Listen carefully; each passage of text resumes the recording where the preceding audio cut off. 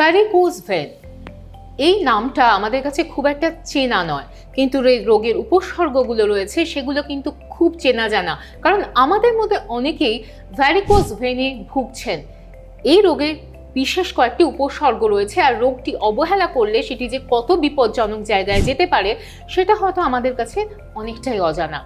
এই বিষয়ে বিস্তারিত জানতে আমরা আজ কথা বলে নেব অ্যাভিস হসপিটালের ফাউন্ডার এবং vascular surgeon doctor Raja V কোপালাকে। Namaskar. So, actually, as far as I know, millions of Indians are suffering from varicose vein, but we do not know actually what are the symptoms and how dangerous it could be. Correct. So this is a very good question. Actually, 20 to 24% of Indians will have varicose veins. So if you take Indian population is 1.3 billion, in that adult population is 750 to 800 million, that means 160 million Indians will have varicose veins.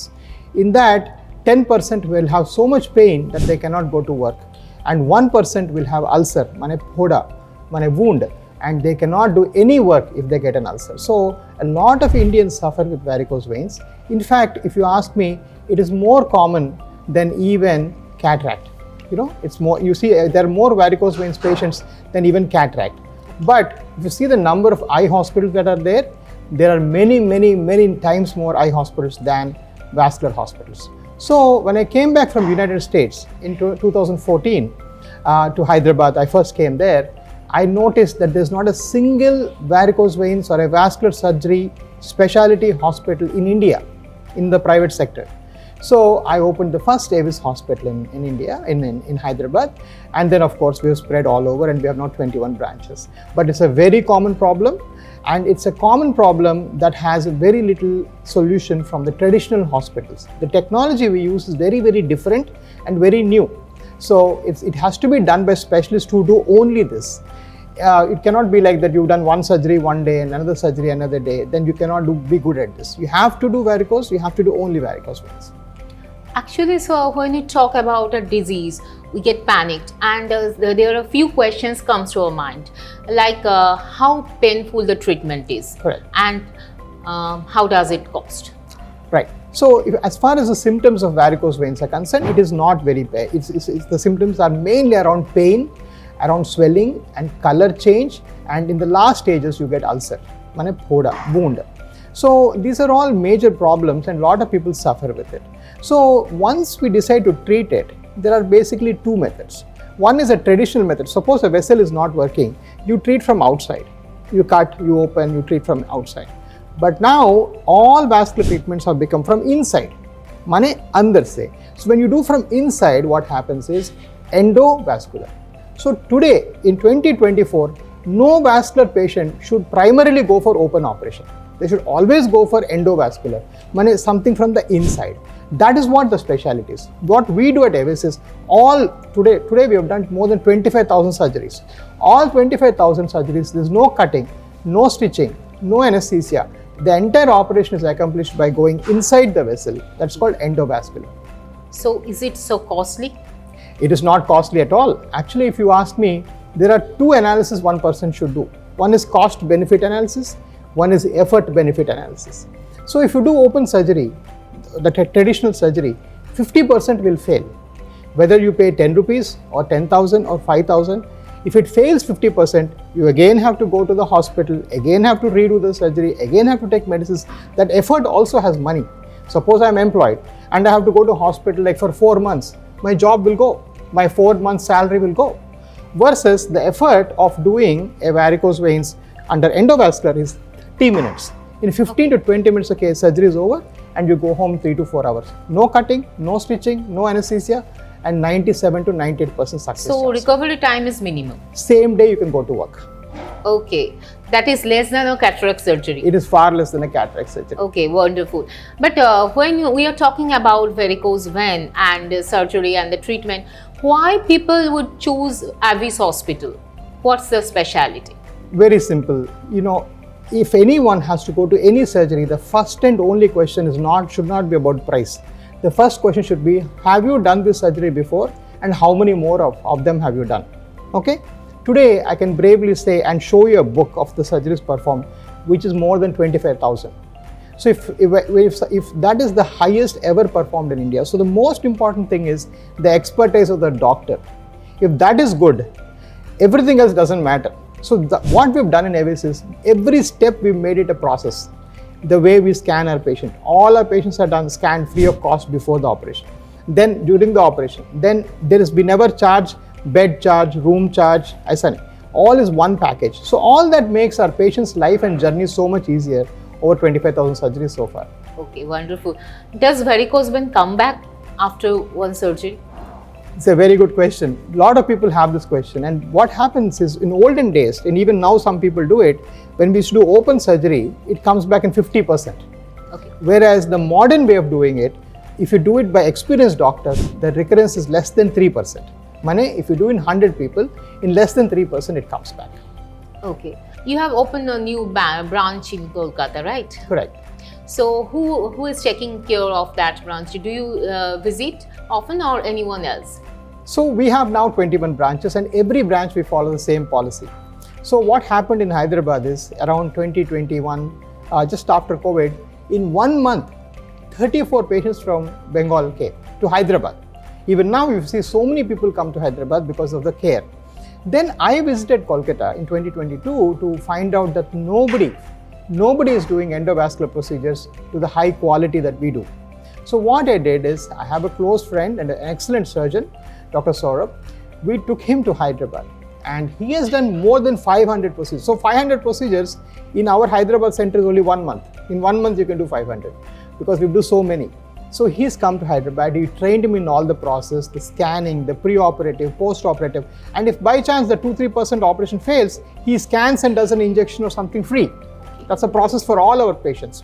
So all this process he's fully accomplished, and he's come over to take this branch over, and he's doing very, very well currently. I do visit sometimes. The one rule we have is we have a strong quality process. All 21 branches people have to put the WhatsApp about what surgery is being performed, what are the symptoms in the common group. So we assess the requirement, we assess the quality, and then only we decide on the surgery. It's a common, like we have a common group. So, it's a quality is guided centrally, but we have a fantastic surgeon, Dr. Saurabh. He'll talk more about this and explain. Yeah, we'll talk with Saurabh as well. But before to this, I just want to ask you another question. Do you have any facility of online consultation? Because whenever we find any symptoms, we don't rush to the hospital immediately, right? In this busy time, we will like to consult someone over web or something. Do you have that facility? Absolutely. We are digitally the most advanced hospitals in Avis Vascular Center. You can book your appointment online. For online appointment booking, there's a different price versus coming, so that you get a discounted price because we don't require receptionists and all. Then all consultations can be done virtually as well. Typically after surgery, जिसी को अगर surgery होता है, after that we don't like to do online because we like to touch and feel the leg and see how it's going. But pretty much we have all digitally enabled. Anybody can get an online consult as well. Okay. Thank you so much, sir. Thank you so much for your valuable time. Thank you so much. Thank you. Varicose vein নিয়ে এতক্ষণ আমরা কথা বলছিলাম Avis হসপিটালের প্রতিষ্ঠাতা এবং vascular surgeon doctor Raja V কোপালার সঙ্গে। আমরা এখন কথা বলবো ডক্টর সৌরভ চক্রবর্তীর সঙ্গে, যিনি ভাস্কুলার সার্জন এবং অ্যাভিস হসপিটালের কলকাতার দায়িত্বে রয়েছেন। নমস্কার। নমস্কার। কেমন আছেন? খুব ভালো। আপনি তো হায়দ্রাবাদে ছিলেন বেশ কিছুদিন, এই অ্যাভিস হসপিটালেরই ভ্যাসকুলার সার্জনের প্রচুর সার্জারিগুলো আপনি কলকাতায় এসে পুরো বিভাগের দায়িত্ব নিলেন। তো কিরকম অ্যাওয়ারনেস দেখতে পাচ্ছেন মানুষের মধ্যে? মানুষ কি আদৌ জানে বিষয়টা সম্পর্কে? অলমোস্ট লাস্ট 1 বছর ধরে আমি এই বিষয় নিয়ে কাজ করছি কলকাতায়, এবং কেবলমাত্র এই বিষয় নিয়েই আস্তে আস্তে গ্রো করছে অ্যাওয়ারনেস। বাট এখনও অবধি পেশেন্টরা নিজেদের সিমটমটা অ্যাপ্রিসিয়েট করতে পারলেও তার রোগ নির্ণয়ের ক্ষেত্রে এখনও তাদের অতটা সাবলীলতা আসেনি। যেমন করে ধরুন গল ব্লাডার সার্জারি বা আপনার অ্যাপেন্ডিক্সের অপারেশান, চোখের ছানির অপারেশান, এই জিনিসগুলো নিয়ে মানুষ জানে যে আমার এই সমস্যা হচ্ছে, তার জন্য আমাকে এই হসপিটালে যেতে হবে, এই ধরনের কেয়ার আমার লাগবে। সেরকম সচেতনতা এখনও আমরা আসেনি, বাট সেটা তৈরি করার জন্য আমরা খুবই রকম চেষ্টা করছি। তবে একটা কথা বলে রাখতে পারি, দীর্ঘদিন তেলেঙ্গানাতে বা হায়দ্রাবাদে কাজ করার পর আমি দেখেছি আমাদের এই ডিজিজটা অনেকটা এন্ডেমিক ডিজিজের মতো, এবং এই মানে ইস্টার্ন পার্ট অফ ইন্ডিয়াতে ভেরিকোসিটি বা ভেনাস ইনসাফিসিয়েন্সি প্রবলতাটা প্রচণ্ড। মানে যদি আমি ভাবি যে শতকরা হিসেবে ভারতীয়দের এই প্রবণতা 20-30% হলেও যদি এই ইস্টার্ন ইন্ডিয়ান পপুলেশনে আসি সেটা বাকি স্টেটের থেকে অনেকটাই বেশি, এবং তার জন্য পায়ে ব্যথা, ঘা, ইনফেকশন, সেলুলাইটিস এইগুলোর প্রবণতাও এইদিকে অনেক বেশি। আমি যতদূর জানি ভ্যারিকোজ ভেন এমন একটা কতগুলো সিমটম নিয়ে আসে, যেমন পায়ে বিশেষত মাকড়সার মতো ছড়িয়ে পড়া দাগ, শিরাগুলো এমনভাবে মানে খুব স্পষ্টভাবে দেখা যাচ্ছে বাইরে থেকে, জায়গাগুলো ফুলে আছে, কোনো কোনো সময় যন্ত্রণা হচ্ছে, এই জিনিসগুলো আমরা জানি। কিন্তু এই ভ্যারিকোজ ভেন অসুখটা কি, এটা যদি একটু সোজা কথায় আমাদের ভিউয়ারদের আপনি একটু বুঝিয়ে বলেন। মূলত ডিজিজটার সূত্রপাত হয় আমাদের পায়ের ভেনের যে সুপারফিশিয়াল পার্টটা বা বাইরের দিকের যে ভেনটা আছে সেখানে। আমাদের প্রত্যেকটা পায়ে শিরার দুটো ভাগ আছে, একটা ভেতরের শিরা ডিপ ভেন্স, একটা সুপারফিশিয়াল ভেন্স। এই দুটো শিরা দিয়েই রক্ত পায়ের তলা থেকে উপরে হার্টে যাচ্ছে। তো কোমরের কাছে একটা ভাল্ভ থাকে যেটা দরজার মতো এই রক্ত প্রবাহটাকে নিয়ন্ত্রণ করে। তো এই ভাল্ভটার ইনসাফিসিয়েন্সি বা এই ভাল্ভটা খারাপ হয়ে যাওয়ার জন্য এই রোগের সূত্রপাত হয়। মূলত ধরুন অনেকক্ষণ দাঁড়িয়ে থাকা বা অনেকক্ষণ একই পজিশনে বসে থাকা, বিভিন্ন কারণে রক্ত প্রবাহজনিত আগের কোনো রোগ, এই ধরনের ক্ষেত্রে এই ভাল্ভটা খারাপ হয়ে যায়। তো যখন থেকে এই খারাপ হওয়াটা শুরু হয় তখন থেকেই রক্ত হার্ট অবধি না পৌঁছে নিচের দিকে ফেরত আসে, পায়ে জমে থাকে। এই জমে থেকে যে সিমটমগুলো হয় সেইগুলোই পেশেন্টরা আস্তে আস্তে অ্যাপ্রিসিয়েট করে। ধরুন কাপ মাসেলের ওখানে আমাদের ব্লাড জমে থাকে, সেই জমে থাকা রক্তটা ডিঅক্সিজেনেটেড হয়ে যায়, and when the deoxygenated blood comes into muscle it causes pain, ব্যথা শুরু হয়, এবং সেখান থেকেই দাগ শুরু হয়। আস্তে আস্তে ব্লাডের প্রোডাক্টগুলো ডিকম্পোজ হয়ে স্কিনে এসে আপনি যে কথাটা বলেন মাকড়সার জালের মতো দাগ, সেরকম সূত্রপাতগুলো হয়। আগে একটা ধারণা ছিল যে ভেরিকোজ ভেন মানেই আমি একদম বড় বড় শিরা, ডায়ালেটেড ভেন্স দেখতে পাবো। অনেকাংশে সেটা নাও পাওয়া যেতে পারে, কারণ পায়ে সফট টিস্যু অনেক বেশি থাকে, মাসেল বেশি থাকে, তো সেই জন্য সেই ভেনটা হয়তো বাইরে থেকে অতটা প্রমিনেন্ট নয়, কিন্তু পেশেন্ট আনবিয়ারেবল পেন সহ্য করছে অনেক দিন ধরে। তো সেই জিনিসটাকে আমাদের অ্যাপ্রিসিয়েট করতে হবে, সেই সিমটমের কারণটা খুঁজতে হবে। এভাবেই ভেরিকোজ ভেন আজকাল অনেক বেশি ধরা পড়ছে। অনেকে বলে যে ডাক্তারবাবু এই রোগটা সম্পর্কে আগে জানতাম না, এখন সবার দেখতে পাচ্ছি। তার কারণটা এটাই যে প্রপার ডায়াগনোসিস হচ্ছে এখন। বিষয়টা হচ্ছে আপনি যেটা বললেন সবসময় যে ওই সিমটমগুলো নিয়ে প্রথমেই দেখা দেবে, মানে শিরাগুলো দেখা যাচ্ছে এরকম নয়, ভিতরে ভিতরে হয়ে থাকতে পারে। এবং দেখুন পায়ে ব্যথাটা কিন্তু খুব কমন সমস্যা। তাহলে অন্যান্য পায়ে ব্যথা আর আমার ভেরিকোজ ভেন আছে তাই পায়ে ব্যথা, এই ব্যাপারটা আমি বুঝবো কি করে? পায়ে ব্যথা হলে তো লোকে অর্থোপেডিকের কাছেই যাবে। ভারতীয় পপুলেশনের ক্ষেত্রে অস্টিওআর্থ্রাইটিসটাও একটা খুব ইম্পর্টেন্ট ব্যাপার, যেটা সিমটমটা অনেকটা প্যারালাল। তো যখন কোনো পেশেন্ট পায়ে ব্যথা নিয়ে আসে তখন আমি প্রথম তাকে এই কোশ্চেনটা করি, আচ্ছা আপনি কি শুয়ে থাকা অবস্থায় বা পা যদি কোনো কারণে ওপরে তুলে রাখেন তাহলে কি ব্যথা কমে যায়? বা ধরুন আপনার পায়ে চলার সময় হাঁটুতে বেশি ব্যথা হচ্ছে, না আপনার কি মানে যখন প্রথম স্টেপ নিচ্ছেন তখন বেশি মাসকুলার পেন হচ্ছে, আড়ষ্টতা লাগছে? তো পেশেন্টরা এটাই বলে ভেরিকোজ ভেনের পেনটা পা তুলে শুয়ে থাকলে কমে যায়, বা অ্যান্টি গ্র্যাভিটি মুভমেন্ট যখন হয় তখন কমে যায়। তো দ্যাট ইজ একটা টিপিক্যাল সিমটম যেটা ভেরিকোজ ভেন পেশেন্টদের থাকে। আর হাঁটুর ব্যথার ক্ষেত্রে বা নিউরোলজিক্যাল পেন, ডায়াবেটিক নিউরোপ্যাথির ক্ষেত্রে ব্যথার অ্যাপ্রিসিয়েশনটা একটু অন্যরকম। সেক্ষেত্রে শুধুমাত্র হাঁটুতে ব্যথা বা পায়ের নিচের আঙুলগুলোতে বেশি ব্যথা হয়। সো আমাদেরকে প্রথম সিমটম যখন ক্লাসিফাই করতে হয় তখন আমাদেরকে এই ভাস্কুলার দিকটাকে ভেবে দেখতে হয় যে পা তুলে শুয়ে থাকলে ব্যথাটা কমে যায় কিনা, পা নিচু করে রাখলে পা ফুলে যায় কিনা। তো এই ধরনের সিমটমগুলোই হচ্ছে ভ্যারিকোজ ভেনের টিপিক্যাল সিমটম। বেশ, আপনি আমাদের ভিউয়ারদের বোঝার জন্য একদম 5-6টা কি সিমটম বলুন যেটা দেখলেই লোকে ভাবে না আমার ভেরিকোজ ভেন হয়ে থাকলেও হতে পারে। একটা কথা বলি, আমাদের পায়ে ঘা, পায়ে ইনফেকশন বা সেলুলাইটিস এই জিনিসটা কিন্তু অনেক ক্ষেত্রে আমরা হসপিটালে দেখতে পাই। তো সেটার 2-3টে কারণের মধ্যে ঘোরাফেরা করে। ধরুন ডায়াবেটিক ফুট খুব কমন, আমরা এই কথাটা শুনে থাকি যে যাদের ডায়াবেটিস আছে অনেক দিন ধরে ট্রিটমেন্ট হয়নি, তার জন্য পা কালো হচ্ছে, ঘা হচ্ছে। তো সেই জিনিসটার মতোই আর্টেরিয়াল বা ভেনাস ইনসাফিসিয়েন্সি ঘায়ের একটা মূলত মানে বড় কারণ। তো যদি শতকরা ভাগ করি যত শতাংশ মানুষের পায়ে ঘা রয়েছে 40 to 50% ঘা হয় এই ভেনাস বা আর্টেরিয়াল ইনসাফিসিয়েন্সির জন্য। তার মধ্যে বেশিরভাগটাই ভেনাস ইনসাফিসিয়েন্সি, কিছু ক্ষেত্রে আর্টেরিয়াল, কিছু ক্ষেত্রে আর্টেরি এবং ভেনাস কম্বিনেশন। সো এই যে জিনিসটা ঘাটা রয়েছে সেটাকে প্রপারলি চিকিৎসা করার জন্য আমাকে ভেরিকোজ ভেনের কারণটাকে খুঁজে বের করতে হবে। শুধুমাত্র ঘা হলেই যে আমার আনকন্ট্রোল ডায়াবেটিস আছে বা তার জন্য হয়েছে এটা নয়। অনেক পেশেন্ট রয়েছে পায়ে ঘা অথচ তার ডায়াবেটিস নেই, তার ডায়াবেটিস কন্ট্রোলে আছে, তাহলে কেন হচ্ছে? তার মানে তার বেসিক কারণটা ভেরিকোজ ভেনের দিকেই যাচ্ছে।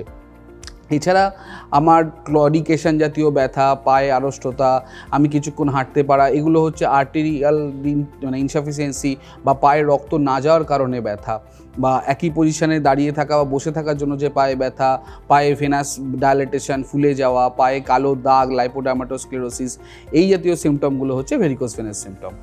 আচ্ছা, তাহলে ভ্যারিকোজ ভেন থাকলে পায়ে ব্যথাটা হবে। আর তাহলে আমরা কি এরকম ভাবতে পারি যারা দাঁড়িয়ে বেশি কাজ করেন তাদের ভ্যারিকোজ ভেন হওয়ার আশঙ্কাটা বেশি?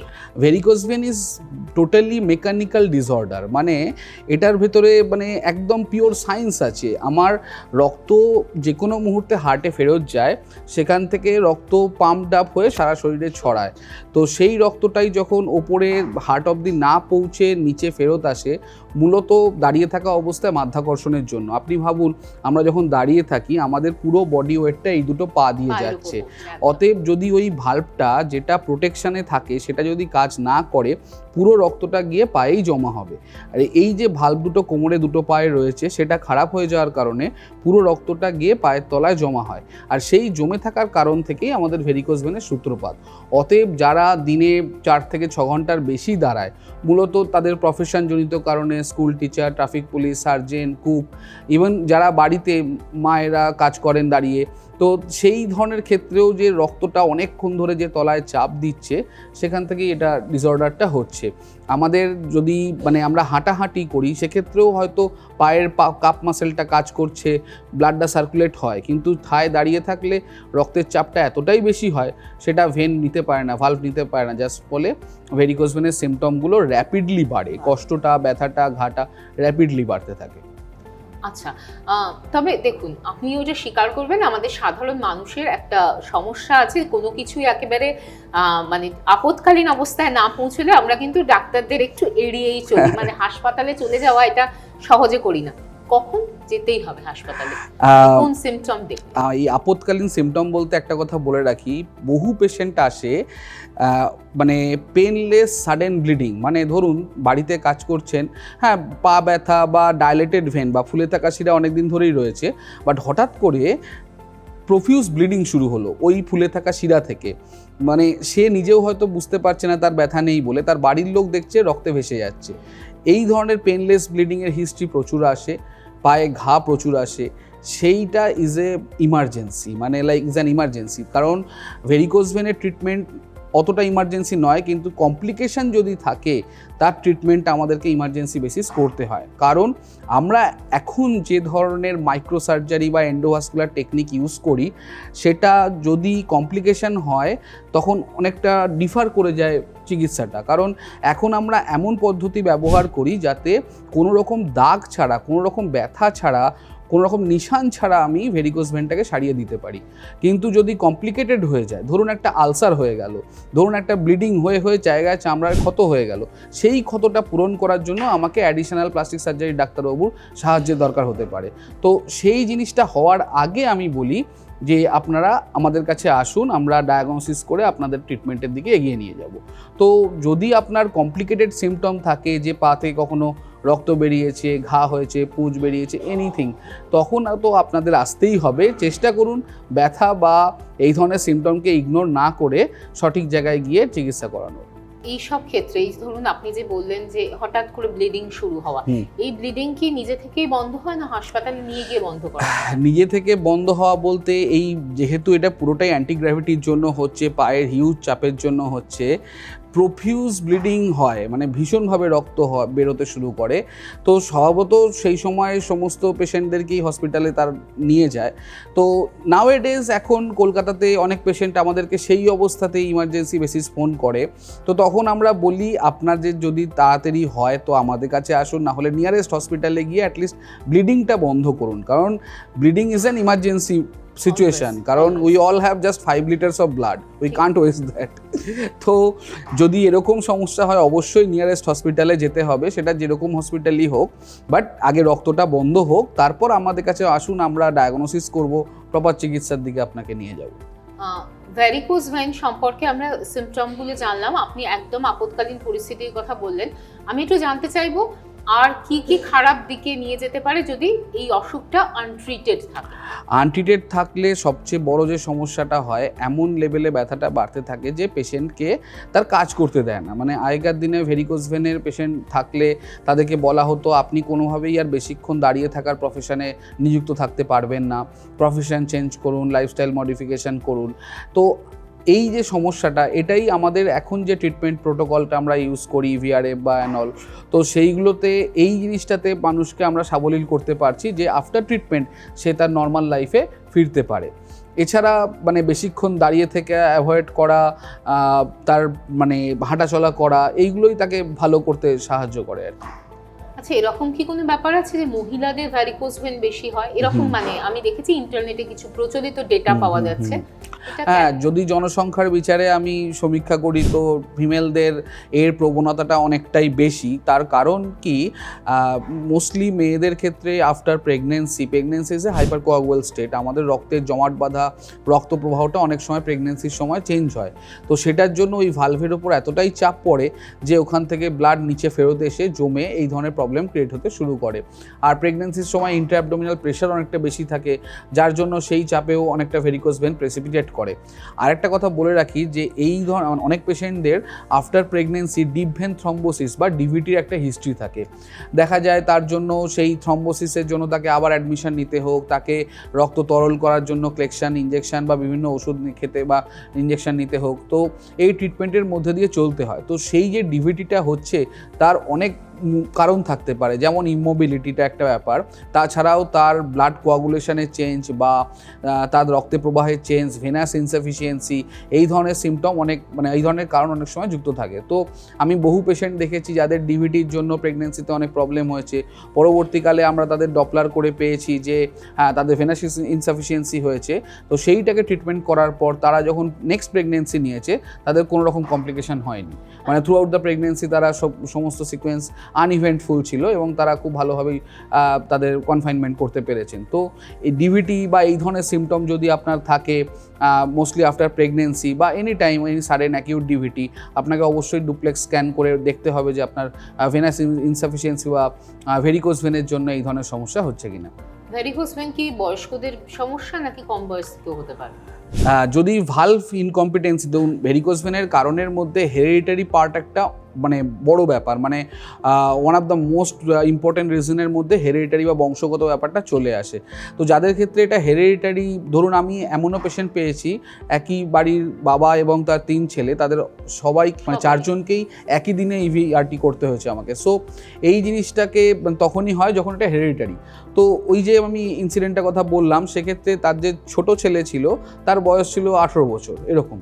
সো তাদের ফ্যামিলিতে ভেনাস ইনসাফিসিয়েন্সি বা এই ভালভের ইনকম্পিটেন্সিটা বংশগত। তো আমরা অনেক পেশেন্ট পেয়েছি 14 থেকে 20 বছরের মধ্যে যাদের এই বংশগত কারণের জন্য ভালভ ইনকম্পিটেন্সি রয়েছে। তো সেই ধরনের ক্ষেত্রে হেরিডিটারি রিজন যদি থাকে আমরা অনেক কম বয়সেও পাই। আর মানে ভালভ ইনকম্পিটেন্সিটা যদি ধরুন ওই 20 বছর বা 30 বছরের পর থেকে শুরু হয়, তখন দেখা যায় যে একটা পেশেন্ট মানে বেশিরভাগ পেশেন্ট এরকম ছিল যাদের 10 থেকে 15 বছর ভেরিকোজ ভেন ছিল, কিন্তু তখন সিমটম ছিল না, কিন্তু তারপর থেকে মানে ধরুন আফটার 40 বা 50 ইয়ার্স অফ এজ সিমটমটা ডেভেলপ করেছে। তো সেক্ষেত্রে আমাদের পেশেন্টের বয়স্ক পেশেন্টের পরিমাণটা অনেকটা বেড়ে যায়, মানে তখন থেকে সিমটমটা অ্যাপ্রিসিয়েট করতে পারেন বলে আমাদের কাছে ওই এজ গ্রুপ মানে 40 বা তার বেশি এজ গ্রুপের পেশেন্টরা বেশি আসে। মানে এরকম কি হয় মানে স্কুলে ছোট বাচ্চা তারও ভ্যারিকোজ ভেন আছে বংশগত? স্কুলে ছোট বাচ্চা বলতে অনেক সময় সেটা ম্যালফরমেশনের মধ্যে চলে আসে, মানে ধরুন কোনো পেশেন্টের আর্টারি এবং ভেনাস ম্যালফরমেশন রয়েছে, তো সেক্ষেত্রেও আমরা শিরার ফোলা বা এরকম একটা জিনিস দেখে যেটা কখনো কখনো পেইনফুল, বাট আমাদের এই একই রকমভাবে স্ক্যান করে আমরা সেটাকেও মানে ডায়াগনোসিস করতে পারি এবং আমাদের অ্যাভিস হসপিটালে আর্টারি ভেনাস ম্যালফরমেশনের ট্রিটমেন্ট হয়। এই যে ট্রিটমেন্টের জায়গাটা, ট্রিটমেন্ট কি সবার জন্য এক নাকি বিভিন্ন রকম ট্রিটমেন্ট বিভিন্ন জনের? ভেরিকোজ ভেনের ট্রিটমেন্টের প্রথমেই বলে রাখি, আমাদের সবার একটা এক্সপেকটেশন থাকে যে আমি ওষুধ খাবো, মানে আমাকে যেমন ট্যাবলেট বা সিরাপ এই ধরনের ওষুধ খেয়ে ঠিক হয়ে যাবে। তো এই ওষুধের রোলটা ভেরিকোজ ভেনে is very limited because it's a mechanical problem. মানে আমি দাঁড়িয়ে থাকছি, মাধ্যাকর্ষণ বা গ্র্যাভিটির জন্য রক্ত নিচে চলে আসছে, জমে থাকছে, অ্যান্ড তারপর ডিজিজটা হচ্ছে। তো the first and foremost thing, there is no medication which can stop or reverse the blood flow. আমি কোনো ওষুধ খাবো রক্তটা উপরে চলে যাবে, এটা কখনোই হয় না। তো তাতে গিয়ে যে প্রবলেমটা হচ্ছে, আমি কখনো কোনো পেশেন্টকে ওষুধ দিয়ে পুরোপুরি সুস্থ রাখতে পারি না। কিছু ধরনের ফ্ল্যাভিনয়েড মেডিকেশন আছে যেগুলো ভেনকে বা তার দেওয়ালকে শক্ত করে রক্তটাকে মানে রোগটাকে কিছুদিন অবধি আটকে রাখতে পারে, বাট সেটা তার ট্রিটমেন্ট নয়, সেটাকে মানে আমি ভেরিকোজ ভেনকে সারাতে পারি না। সো ভেরিকোজ ভেনকে প্রপার ট্রিটমেন্ট করতে গেলে দুটো রকম উপায় আমরা যেতে পারি। একটা হলো কনজারভেটিভ বা স্টকিংস। তো মোজাটা একটা অনবদ্য পার্ট, মোজাটা হচ্ছে মানে প্রিভেনশন আমি বলতে পারি। যাদের ক্ষেত্রে ধরুন ভেরিকোজ ভেন খুব আর্লি স্টেজে রয়েছে, তাদের ক্ষেত্রে একটা ওয়ে আউট হয় মোজা পরে আমি সেটাকে প্রিভেন্ট করি। But once the disease set up, যখন রোগটা হয়ে গেছে, যখন ভালভ ইনকম্পিটেন্স হয়ে গেছে, আমার পেন হচ্ছে, তখন দ্য অনলি থিং আমাকে ভেনটাকে ট্রিটমেন্ট করতে হবে, তাছাড়া এর কোনো চিকিৎসা নেই। ভেন ট্রিটমেন্ট বলতে আগেকার দিনে আমরা সার্জেনরা একটা অপারেশন করতাম, তাকে স্ট্রিপিং বলা হতো। তো স্ট্রিপিংয়ের প্রবলেমটা হচ্ছে ভেনটাকে স্ট্রিপ করে বা কেটে বাদ দেওয়ার একটা ব্যাপার থাকে, বা অ্যাম্বুলেটরি ফ্লেবেক্টমি, সেখানে শিরার যেখানটা ফোলা সেইখানগুলোকে কেটে বাদ দেওয়ার একটা ব্যাপার ছিল। কিন্তু সমস্যাটা হচ্ছে অ্যাম্বুলেটরি ফ্লেবেক্টমিতে যে জায়গাটা আমি বাদ দিচ্ছি, বাকি যেটা রয়ে যাচ্ছে সেখানেও একই রকম সিমটম জাস্ট কিছুদিন পরে ডেভেলপ হচ্ছে। তো সেরকম পেশেন্টরা আমাদের কাছে ফেরত আসতেন। এই আসার জন্যই একটা নির্দিষ্ট সময়ের পর যারা চিকিৎসক বিজ্ঞানী আছেন তারা লেজার পদ্ধতি বা রেডিও ফ্রিকোয়েন্সি পদ্ধতি নিয়ে এসছেন, যেটা থেকে এই ট্রিটমেন্টটা একটা সিঙ্গেল দিনে পুরোপুরি কিওর হতে পারে। তো আমরা কি করি, একটা দিনে মানে একটা নির্দিষ্ট টাইমে গিয়ে ওই ইভিএলএ বা ইভিআরএফ করে ভেনটাকে একই দিনে ঠিক করি, যাতে এটা কোনোভাবে আর ফেরত না আসে। তো এই জন্য এই চিকিৎসাটা এখন অনেক উন্নত, অ্যান্ড এখন এই glue therapy, laser therapy, radio frequency therapy, this is the management of choice of varicose vein. আপনি যে টার্মগুলো বললেন খুব কঠিন টার্ম এবং ডাক্তারি টার্ম, তাই সাধারণ মানুষ জানতে চাইবে আমার কি খুব ব্যথা যন্ত্রণা করবে যদি আমাকে এই ট্রিটমেন্টটা নিতে হয়? First of all, it is totally painless procedure. এটাতে কাটিং, স্টিচিং এবং পেনের কোনো রকম ব্যাপার নেই। আমরা যেভাবে বা যে উপায়ে করি, প্রসিডিওর চলাকালীন আপনি সম্পূর্ণ রকম জ্ঞানে থাকবেন, আপনি আমাদের সাথে কথা বলতে পারবেন, কিন্তু আপনার কোনো রকম ব্যথা হবে না, এভাবেই পদ্ধতিটা করা হবে। এবং আমরা অনেকে অ্যাঞ্জিওগ্রাফি কথাটা শুনে অবগত, যেখানে শিরার মধ্যে দিয়ে ক্যামেরা নিয়ে গিয়ে চিকিৎসা করা হয়। ধরুন এটা একদম সেম ধরনের প্রসিডিওর, পুরোটাই যন্ত্রের মাধ্যমে করা হবে। তো সেখানে আপনার ব্যথার কোনো অবকাশ থাকবে না বা কোনো রকম সমস্যার কোনো রকম অবকাশ থাকবে না। আচ্ছা, মানে বোঝা গেল সেটা হচ্ছে ভ্যারিকোজ ভেন এমন একটা সমস্যা যেটা ওষুধপত্র খেয়ে থামা দেওয়া যেতে পারে একদম প্রাইমারি স্টেজে, কিন্তু জিনিসটা বাড়াবাড়ি হয়ে গেলে কোনোভাবেই সেটা অপারেশন ছাড়া বা ছাড়া লেজার থেরাপি বা অন্যান্য থেরাপি ছাড়া সেটা ঠিক করা সম্ভব না। মানে এটা একেবারে শরীরে হার্ডওয়্যারের সমস্যা আর কি বলা যেতে পারে, মেকানিক্যাল প্রবলেম। তো এই যে একজন সেরে উঠলেন, একটা থেরাপি নিলেন, আপনি যেটা আগেও বলছিলেন যে আগে অনেক সময় ভেনের অন্য জায়গায় একই সমস্যা অকার করতো, আবার সেই রোগী ফিরে আসতেন।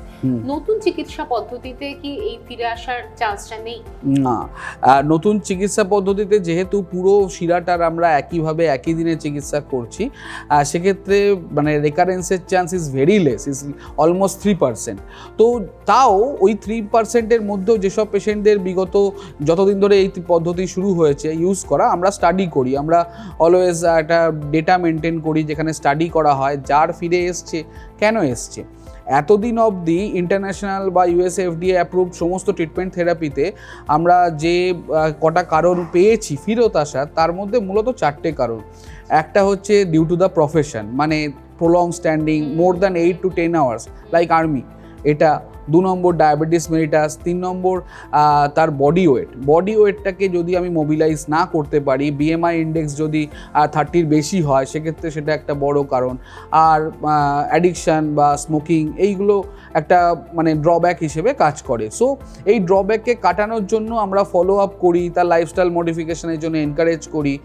বডি ওয়েট কমানো is not a single day event, but তার একটা মানে থাকতে হবে, মেন্টালিটি, হ্যাঁ মোটিভেশন, এক্স্যাক্টলি মোটিভেশন থাকতে হবে, তাকে সেই গাইডলাইন ফলো করতে হবে।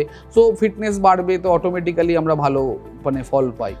আপনি এক্ষুনি লাইফস্টাইল মডিফিকেশনের কথা বলছিলেন। আমরা এখন যখনই ডাক্তারবাবুদের সঙ্গে যে কোনো অসুখ নিয়ে কথাবার্তা বলি, ডাক্তারবাবুরা ভীষণ রকমভাবে জোর দেন এই জীবনশৈলী পরিবর্তনের বিষয়।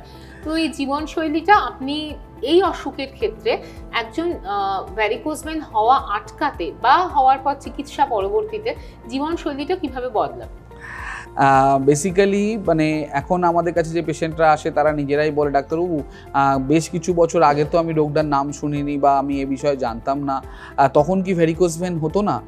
সো ভ্যারিকোজ ভেন হতো, তখনও ছিল, কিন্তু প্রবলেমটা হচ্ছে আমাদের যে লাইফস্টাইলটা এখন আমরা মেনটেন করি, হ্যাঁ সেখানে এই রোগের প্রবণতাটা বেড়ে গেছে। হ্যাঁ মানে সেডেন্টারি লাইফস্টাইল বলতে যে ব্যাপারটা আমরা বুঝি, অনেকটা সময় আমরা বসে কাজ করছি, আমরা হাঁটাচলা, সে ডক্টর হোক, সে আইটি হোক, নিউজ প্রফেশন হোক, এনি টাইম মানে বসে কাজ করা, একটা কম্পিউটারের সামনে, একটা মোবাইলের সামনে, ল্যাপটপের সামনে, আইপ্যাডের সামনে আমরা এতটা টাইম বসে থাকি, ইভেন আওয়ার এন্টারটেনমেন্ট হোক, এনি টাইম আমরা এতটা সময় বসে থাকি যে এই ধরনের রোগগুলো প্রেসিপিটেট করে অনেকটা বেশি। So even in cardiac reason to vascular reason, যদি আমি নিজেকে মোবাইল রাখি, আমি মোবিলিটি বাড়াই, পায়ে হেঁটেই হোক, তো এই ধরনের প্রবণতাটা কমে। তো আমার কাছে যেসব পেশেন্টরা ইভেন বডি ওয়েটের জন্য আসে, আগে একটা জিনিস ছিল যে আগে বডি ওয়েট কমান, তারপর আমরা ইভিআরএফ করবো, তাহলে আপনার সাকসেস রেট বাড়বে।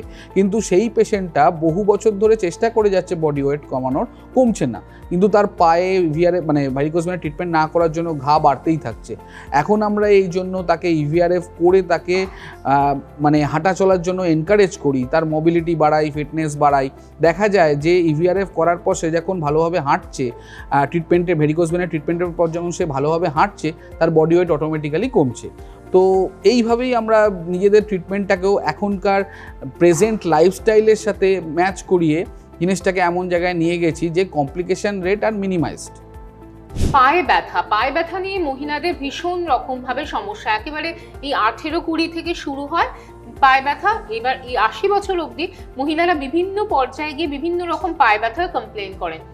পায়ে ব্যথা বিভিন্ন চিকিৎসা চলছে, কিন্তু কিছুতেই সুরাহা হচ্ছে না এই কমপ্লেনটা অনেকেই। তো ভ্যারিকোজ ভেন হয়ে থাকতে পারে, এরকম ভাবনা কখন আসবে? তো পায়ে ব্যথা মানে এটা একদম আপনি ঠিকই বলেছেন, আমরা ধরে নিই এটা অস্টিওআর্থ্রাইটিস বা হাড়ের ক্ষয়জনিত সমস্যা, অথবা কোমরের ব্যথা হয়ে র্যাডিকুলোপ্যাথি থেকে বেন হচ্ছে, কোমরের নার্ভের কোনো সমস্যা হচ্ছে। এই নিয়ে অনেক দিন ধরে নিউরোলজিস্টের ট্রিটমেন্ট চলছে বা অর্থোপেডিশিয়ানের কাছে ট্রিটমেন্ট চলছে, বাট কোনো সুরাহা হচ্ছে না। আমি ব্যথাটা কমাতে পারছি না, এমনও হয়েছে যে এটা সাইকোলজিক্যাল ইস্যু হয়ে মানুষ সাইকোলজিস্টের কাছে পরামর্শ নিচ্ছেন, কিন্তু তার ট্রিটমেন্ট হচ্ছে না, সে কিওর পাচ্ছে না। তো এটা হওয়ার একটা কারণ রয়েছে যে মাসকুলার যে প্রবলেমটা রয়েছে, আমাদের পায়ে মাসেল, হাড়, নার্ভ সব কিছু একসাথে আছে। তো প্রবলেম যে কোনো জায়গাতেই হতে পারে, ধরুন একটা যন্ত্রের মধ্যে প্রত্যেকটা পার্টসেই সমস্যা হতে পারে, ঠিক সেরকমভাবেই আমাদের পায়ে যে ভেসেল রয়েছে সেখানেও যদি সমস্যা হয়, সেটাও সেই মাসেল থেকেই আমরা অ্যাপ্রিসিয়েট করব, হাঁটা চলার প্রবলেম থেকেই অ্যাপ্রিসিয়েট করব। তো হাড়ের ক্ষয় আছে এমন পেশেন্টেরও ভাস্কুলার প্রবলেম হতে পারে। আমার কাছে প্রচুর পেশেন্ট আসে যারা নি রিপ্লেসমেন্টের পর এসছেন, অথবা তার নি রিপ্লেসমেন্ট হবে, কিন্তু হাড়ের ডাক্তারবাবু বলেছেন যে ভাস্কুলার প্রবলেমটা আগে ঠিক করতে হবে। So that problem can co exist, আমার দুটো সমস্যাও থাকতে পারে, অথবা আমার সমস্যাটা ভাস্কুলার, আমি তাকে অন্য কিছু ভাবছি, এমন হতে পারে। তো আমার মতামত এটাই, আপনাদের যদি ট্রিটমেন্টের অনেকদিন ধরে অর্থোপেডিক্স বা নিউরোলজিক্যাল ট্রিটমেন্টের পরও আপনার পা ব্যথাটা থাকে, তাহলে অবশ্যই একবার ডুপ্লেক্স বা ডপলার স্ক্যান করে দেখা উচিত যে এটা ভাস্কুলার ইনসাফিসিয়েন্সির জন্য হচ্ছে কিনা। তো এই প্রবলেমটা মহিলাদের ক্ষেত্রে বা যারা বাড়িতে কাজ করছেন অনেক দিন ধরে, বাড়িতে থাকা মানেই যে তার দাঁড়ানো কম হচ্ছে এমন তো নয়। তো সেই জিনিসটা আমাদের মাথায় রাখতে হবে যে আমি অনেকক্ষণ ধরে দাঁড়িয়ে থেকে কাজ করছি, এই ভাস্কুলার প্রবলেম হতেই পারে, সেটাকে অ্যাপ্রিসিয়েট করা উচিত, নেগলেক্ট করা উচিত না। সেটাকে স্ক্যান করে প্রপার ডায়াগনোসিস করলে, প্রপার ট্রিটমেন্ট করলে আপনার অনেক দিনের কষ্ট কমে যাবে। আমরা ভ্যারিকোজ ভেইন সম্পর্কে অনেক কিছু জানলাম, বিশেষত উপসর্গগুলো, যে উপসর্গগুলো এড়িয়ে গেলে ভবিষ্যতে অনেক বড় বিপদের সম্মুখীন হতে পারি আমরা। তো এবার থেকে সতর্ক হতে হবে, আর কোনো রকম যদি সমস্যায় পড়ি তাহলে অ্যাভিস হসপিটাল তো রইলই আমাদের জন্য। কলকাতা শহরেই এখন অ্যাভিস হসপিটাল, দৌড়ে যেতে হবে না তেলেঙ্গানায়। আর সারা ভারতে 21টা সেন্টার রয়েছে অ্যাভিস হসপিটালে। কাইন্ডলি আপনি যদি অ্যাভিস হসপিটালের যোগাযোগের নম্বর বা ভ্যারিকোজ ভেইন সংক্রান্ত কোনো সমস্যা পড়লে কিভাবে হেল্প নেবে আপনাদের, সেটা যদি আমাদের দর্শকদের একটু বলে দেন। মূলত আমাদের ওয়েবসাইটে বলুন বা নিচের দেওয়া নাম্বারগুলোতে বলুন, আমাদের একটা অল ইন্ডিয়া মানে জুড়ে একটা প্যান বোর্ড আছে, যেখান থেকে একই রকমভাবে সব জায়গায় ট্রিটমেন্ট হয়। We talk to each other. আমাদের প্রত্যেকটা সেন্টারে পেশেন্ট নিয়ে একটা ডেটা মেনটেন করা হয়। So treatment is same everywhere. ধরুন কলকাতাতে হোক, ব্যাঙ্গালোরে হোক, চেন্নাইতে হোক, পুনেতে হোক, everywhere treatment is same, machines are same, protocol are same. এবং আমরা নিজেরা ডক্টরদের যে বোর্ড আছে, ইচ অ্যান্ড এভরি পেশেন্টের জন্য সেখানে ডিসকাশন হয়, তাদের রিপোর্টস নিয়ে কালচার করা হয়, তাদের ইমপ্রুভমেন্ট নিয়ে ডিসকাশন হয়। সো আপনি যেখানে থাকুন, আমি বলবো আপনার নিয়ারেস্ট যে সেন্টারটা হচ্ছে সেই সেন্টারে গিয়ে, মানে আমি অনাবাসী বাঙালিদের জন্যও বলবো যে এই নিয়ারেস্ট অ্যাভিস হসপিটালের যে সেন্টার আছে আপনি সেখানে যোগাযোগ করুন। আপনাকে আমারই মতো বা কোনো না কোনো ডাক্তারবাবু চিকিৎসা করবেন এবং আপনি একদম প্রপার ট্রিটমেন্ট পাবেন। সেটা আমি অ্যাভিস হসপিটালের পার্ট হিসেবে আপনাকে অ্যাসিওর করতে পারি। অ্যাভিস হসপিটালের সঙ্গে আমরা আপনার সঙ্গে যখনই ভ্যারিকোজ ভেইন নিয়ে আগেও কথা বলেছি, তখন প্রচুর মানুষ জানতে চেয়েছেন যে আপনাদের সঙ্গে অ্যাপয়েন্টমেন্ট করবে কিভাবে, একটু যদি বলে দেন। আমাদের ওয়েবসাইটে যে কন্ট্যাক্ট বা যোগাযোগ বলে নাম্বারটি আছে, সেখানেই আপনি প্রথম কন্ট্যাক্ট করবেন। তারপর আপনার যেখানে থেকে নিয়ারেস্ট যে সেন্টারটা হবে সেখানেই আপনাকে ডেকে নেওয়া হবে। আমাদের টিম আপনাকে অ্যাপ্রোচ করবে এবং তারা জানিয়ে দেবে যে আপনার বাড়ি থেকে বা নিয়ারেস্ট কোন ক্লিনিকটা আমাদের রয়েছে, কোন ডক্টরবাবু সেখানে আপনাকে দেখবেন, সব কিছু ওখান থেকেই বলে দেওয়া হবে। যেমন আমি নিজে দুটো সেন্টার ইনচার্জ, একটা দুর্গাপুর, একটা কলকাতা। তো আপনার যদি দুর্গাপুরের কাছাকাছি বাড়ি হয়, ওই নাম্বার থেকে আপনাকে বলে দেবেন যে কবে আমি দুর্গাপুর যাব, আপনি সেখানে থেকে আমাকে দুর্গাপুরে যোগাযোগ করতে পারেন। কলকাতার কাছাকাছি হলে কলকাতায় যোগাযোগ করতে পারেন। তো পুরো অ্যাভিস হসপিটালের সিস্টেমটা এইভাবেই চলে। ধন্যবাদ স্যার।